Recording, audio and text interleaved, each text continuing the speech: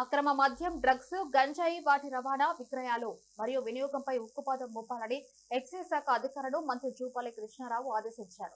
నాంపల్లిలోని అబ్కారీ భవన్ లో excise enforcement, STF, DTF అధికారులతో ఆయన సమావేశమయ్యారు. ఈ సమీక్ష సమావేశంలో అక్రమ మద్యం, కల్తీ కల్లు, డ్రగ్స్, గంజాయి, ఇతర మాదక ద్రవ్యాల విక్రయం, రవాణా, వినియోగం వంటి అంశాలపై సుదీర్ఘంగా చర్చించారు.